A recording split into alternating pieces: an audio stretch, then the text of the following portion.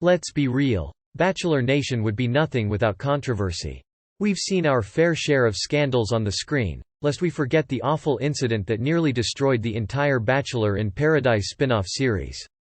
Given his status as the world's biggest movie star and a proven box office draw, Dwayne Johnson can turn even the most thin of concepts on paper into a major success. In season 25 of The Bachelor, we watched with our popcorn as one of the contestants was accused of entertaining men for money. Goodbye and good riddance to rumor starter Anna. Did the rumors deserve a full investigation from The Sun? Probably not. Are we glad we got it anyway? Absolutely. Even the mystery behind pilot Pete's Band-Aid in season 24 sustained us for a few episodes, but the real juicy stuff is what happens off-screen, the past indiscretions contestants wish they could hide. Each season of The Bachelor and The Bachelorette presents a whole new group of contestants with a whole new level of dirt to dig up from their past. If one thing is for sure, it's that Bachelor Nation will always find it, from Jed Wyatt's alleged secret girlfriend to Rachel Kirkconnell's alleged allegiance to QAnon. There's also been an inordinate amount of contestants with hidden past arrest records, and at this point, you'd think they'd just come forward with it off the bat. A mugshot always resurfaces once you become Bachelor famous. Nonetheless, we can't say that we hate the chase. These Bachelor Nation mugshots throughout the years prove that some of the Bachelor's most hated villains really do have a dark side. This Bachelor queen shoplifted her way to jail in season 25 of The Bachelor. Victoria Larson taught us that a self-appointed queen is still a queen, even if she habitually has her bra strap showing. It seemed like the Bachelor baddie took one look at Victoria Fuller's villainous narrative and told Cheese Harrison to hold her beer. Sadly, the controversial queen was sent home after a contestant blamed her for the house's toxic environment, truly pushing the definition of what toxic actually means.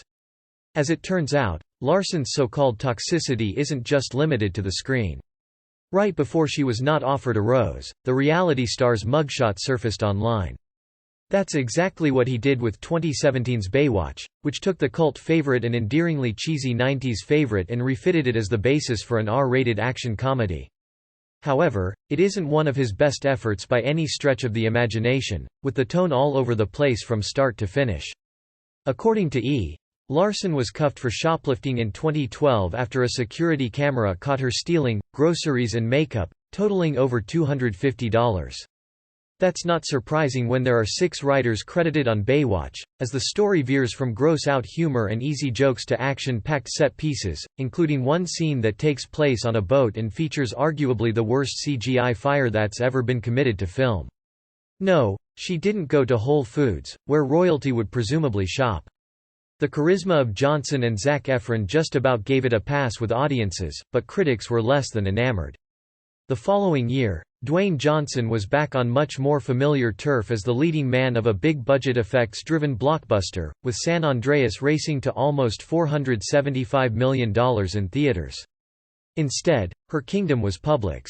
It isn't the most original disaster epic, and it offers the sort of one-dimensional characters that have become the genre's stock in trade. But once again The Rock's effortless charm and screen presence almost single-handedly elevates the material, although the impressive sense of scale and spectacle certainly helps. On paper, the two couldn't be more different, but both Baywatch and San Andreas are proving to be hugely popular with Netflix subscribers today.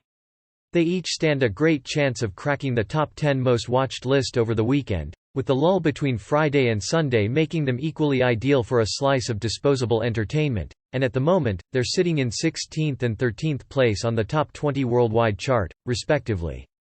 Larson was charged with petite theft, and spent 2 days in jail before posting her $1,000 bail. After pleading no contest, she was sentenced to 6 months of probation. All in all, Larson feels better now that her secret is public knowledge. When initially the story broke I called my dad, of course, and he's like, "How do you feel?" And I'm like, "I feel liberated," she told Good Morning America. "Everything's exposed. I can tell my future husband, Google me. I have no secrets to hide. That husband just won't be Matt James." Victoria Fuller's mugshot nearly preceded a year-long sentence. Victoria Fuller was the resident villain of season 24 of The Bachelor, and somehow, she made it to the final 3 even though she wasn't all that nice to Peter Weber. As Elite Daily reports, she appeared to gaslight the star during their hometown date and still managed to get a rose, but this wasn't her most controversial controversy. First, the star's Cosmopolitan cover was pulled after photos surfaced from an old modeling campaign in which she wore clothing emblazoned with "White Lives Matter." The company behind it, We Love Marlins, supposedly aimed to raise awareness about overfishing white, blue, and black marlins. What's unclear is why a Confederate flag was also featured in the campaign and why Fuller wanted to align herself with it. Beyond the racial implications of her ill-advised modeling endeavor, Fuller also joined the Bachelor Mugshot Club, where she narrowly avoided spending a year in jail due to her astounding knack for never facing the consequences of her bad behavior. It's a skill she pretty much perfected on The Bachelor. According to The Sun, Fuller was sentenced to 365 days behind bars after her 2017 DUI arrest, but she didn't even spend 365 minutes. Her sentence was suspended, and she landed 24 months on probation. In addition, her license was restricted, not revoked, for 12 months, and she had to pay $461 in fees and fines. Chris Soules' mugshot followed a fatal accident in a bizarre turn of events. Chris Soules, who did not find lasting love in season 19 of The Bachelor, actually started dating Victoria Fuller in the summer of 2020. But when you think about it, the pair have a lot in common. Both stars have awful driving records and dodged mass outrage. Plus, their dual mugshots would make an adorable save-the-date for their future wedding. So, what did Soules do to join the Bachelor Mugshot Club? As much as we might joke about his recent relationship, his arrest record is actually incredibly tragic. Soules accidentally killed someone in a hit-and-run in August 2017. According to reports from Us Weekly and TMZ, the Bachelor star rear-ended a John Deere tractor with his Chevy pickup, sending both vehicles into a ditch. The former corn farmer called 911 and waited for paramedics, but left before the police arrived. The 66-year-old victim, Kenneth Mosier, was pronounced dead at the hospital. People later reported that Soules was charged with leaving the scene of a fatal car accident at 1:16 a.m. the following morning, and was allegedly unwilling to cooperate with police, according to a court video obtained by a local NBC News affiliate. Though they found alcohol containers in his vehicle, Soules wasn't charged with a DUI, and he managed to avoid a felony by pleading guilty to a lesser charge.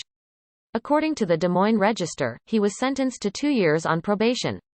From The Bachelor to a bachelorette party arrest, The Bachelor's Amanda Stanton is one of the few people who have actually found love within the Bachelor Nation, albeit temporarily. After failing to win over Ben Higgins during season 20, she met her fiancé on season 3 of Bachelor in Paradise. That relationship failed, and so did her appearance on season 4, but she got something better than a husband, a book deal.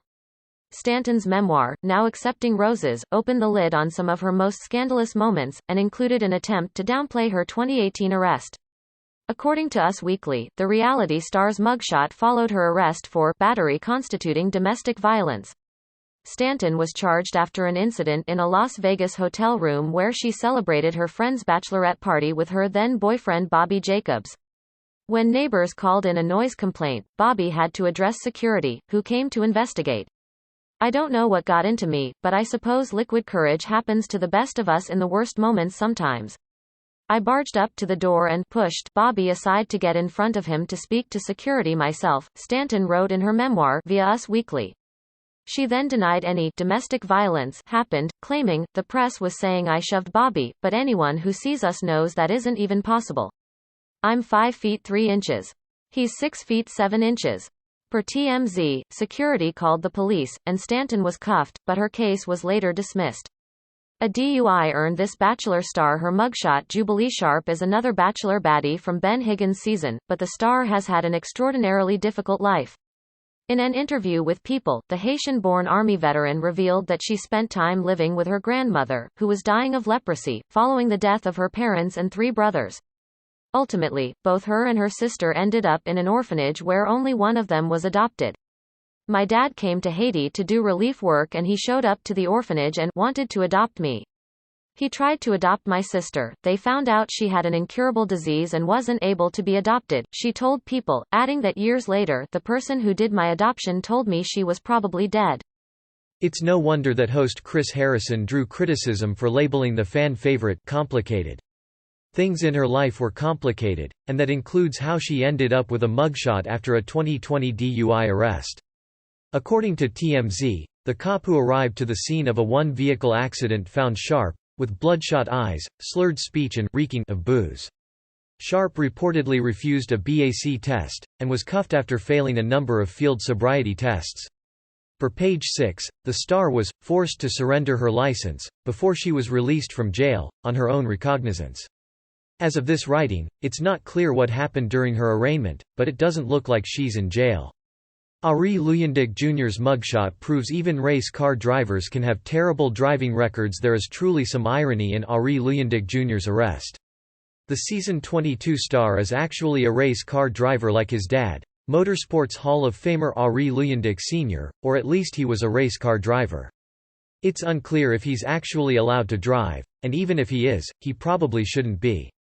The former bachelor has a terrible driving record that, according to page 6, consists of multiple traffic violations, including speeding, failure to obey a traffic signal, unsafe lane changing, and for failing to provide proof of insurance.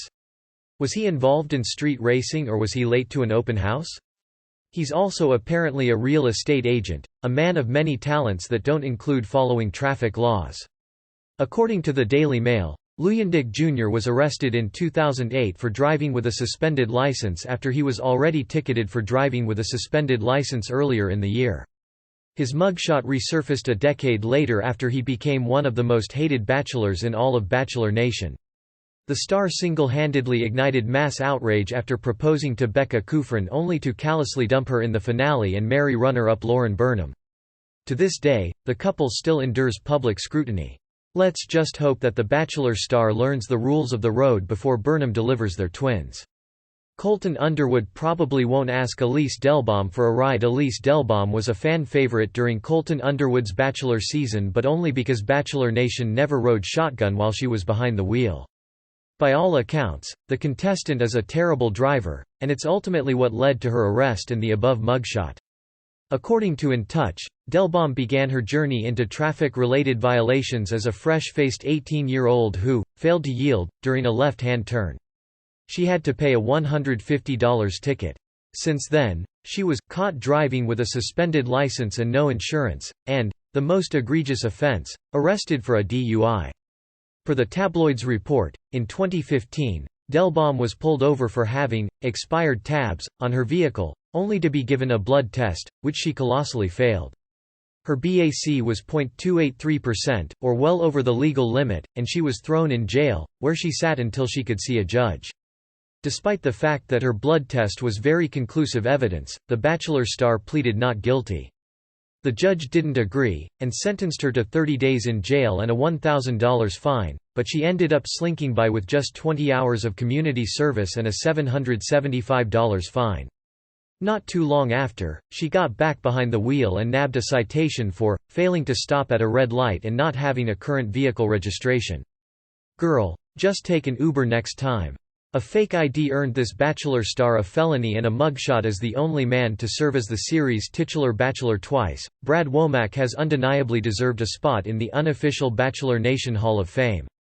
The bar owner appeared in season 11 and season 15, which ended with his engagement to Emily Maynard.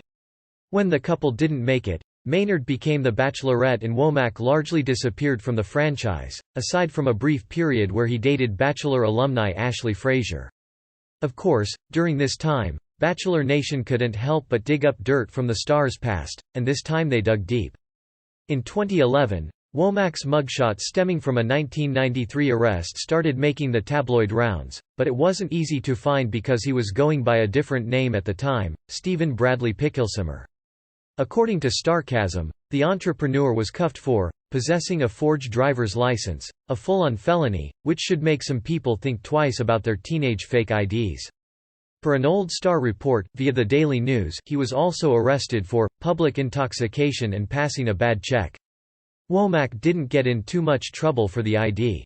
He only had to serve 180 days of probation, and no, he wasn't an aging 30-something when his mugshot was originally taken. He was about 20 years old at the time, but Texas requires mugshots to be regularly updated. This one was from 2009. Bachelor winner Mary Delgado boasts multiple mugshots. Recent fans of The Bachelor might not be familiar with Season 6 winner Mary Delgado. Throughout 25 seasons, a lot of girls have filtered through those doors in similar glitzy ball gowns with similar hair extensions and similar made-up job titles. It's very hard to keep track, but real stans know that Delgado made a name for herself not with her win, but with her arrest record. The star was arrested for assaulting her fiancé, the literal bachelor, in 2007, testing the sanctity of the final rose. How dare she? According to People, Delgado and former bachelor Byron Velvick got in an angry confrontation in their Tampa, Florida townhouse, where the rose recipient reportedly hit Velvick in the face, splitting his upper lip. She was charged with misdemeanor battery and spent 14 hours behind bars before she was released. Mugshot pictured left. ESPN reports that Delgado was not prosecuted, and the pair actually lasted 2 more years before calling it quits. Sadly, this was not her last time in cuffs. Her journey was just beginning. In 2008, People reports that the former NFL cheerleader was arrested at a bar in Texas after refusing to leave. She was charged with public intoxication and resisting arrest, and she decidedly looks anything but cheery in her mugshot, pictured right. 2 years later, as reported by R Online, Delgado was sentenced to 50 hours of community service following a DUI charge that was reduced to reckless driving.